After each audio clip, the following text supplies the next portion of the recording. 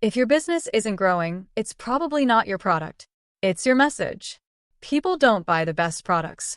They buy the ones they understand the fastest. Right now, you might be confusing your audience and killing your conversions without even knowing it. In this episode, we're unpacking Building a Story Brand by Donald Miller, a step-by-step playbook that's helped struggling brands turn into multi-million-dollar businesses just by clarifying their message. If you can't explain what you do in 8 seconds, you're losing money. Let's fix that now. Why storytelling matters in business. Think about the last movie or series you loved. Chances are it had a strong main character, clear stakes, and a problem that needed solving. Why do we love that structure so much? Because our brains are wired for story. Stories help us survive. They help us understand who to trust, where to go, what to do next. And that's why your brand message should follow the same narrative logic. Donald Miller's key insight is this: if you confuse, you lose. But if you clarify, you connect. Now, let's break down the 7 elements of the StoryBrand framework and explore how each one can reshape how you present yourself or your business. 1. The character. The customer is the hero. The biggest mistake most brands make? They position themselves as the hero. But your audience doesn't want another hero. They want someone who understands them.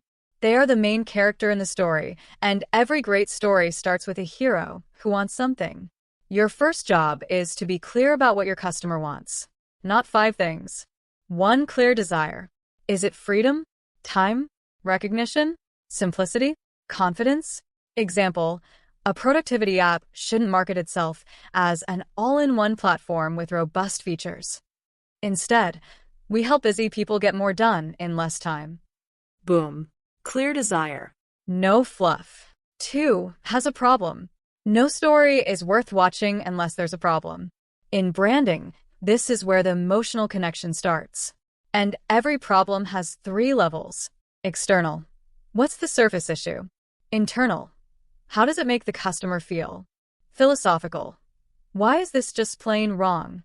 For example, external, I can't manage my calendar. Internal, I feel overwhelmed and disorganized. Philosophical, no one should feel buried by their own schedule. When you articulate all 3, your audience feels seen. And that's powerful. 3 meets a guide.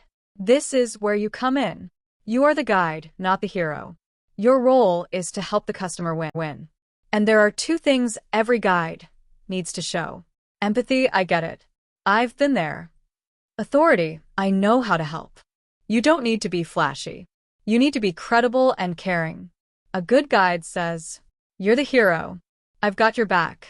Here's how we'll do it together. This shift alone can completely reframe your entire message. For who gives them a plan? Here's the thing. If your message doesn't give people a path, they won't move. The plan eliminates confusion and lowers the risk of taking the next step. Donald Miller recommends 2 plans. The process plan, the simple steps. X. Book a call, build a plan, grow your brand. The agreement plan, reassurance, like a trust promise or a guarantee. X. Risk-free trial or 30-day satisfaction guarantee. Your audience is asking, what's next? Give them the answer. And make it so easy to say yes. 5. And calls them to action. No story moves forward without action. In business, that means having a strong call to action, not just a button that says learn more. There are 2 types of CTAs. Direct CTAs, buy now, book a demo, enroll today. Transitional CTAs, for those not ready yet. Download the guide, watch a free workshop. Ask boldly. Don't whisper. You're not being pushy, you're being clear. 6. That helps them avoid failure. Now, let's add tension. If there's no risk in not acting, people will stay passive. What does your customer stand to lose if they don't take action? Lost time? Missed opportunity? Continued frustration? You don't need to fearmonger, but you do need to make the stakes real. The more vividly your audience can picture failure, the more motivated they are to choose action. 7. And ends in success. Finally, paint the happy ending. Help people imagine the transformation, what life looks like after they've worked with you. used your product, or followed your advice. This is the aspirational identity, the future version of them that your product helps unlock. Examples. You'll finally have control of your schedule.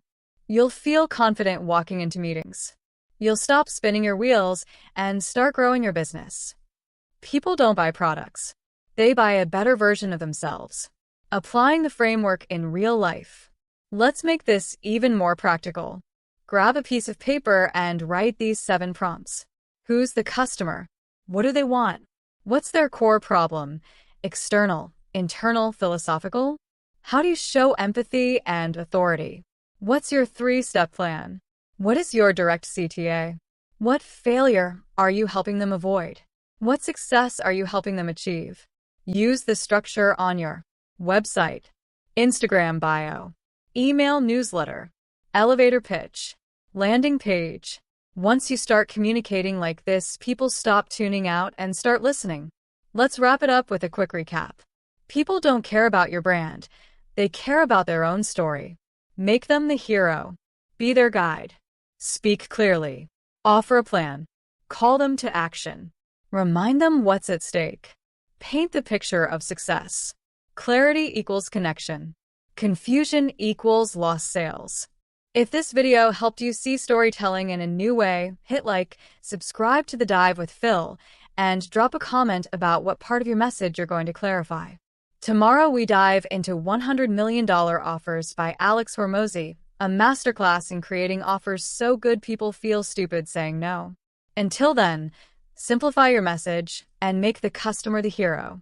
See you in the next dive.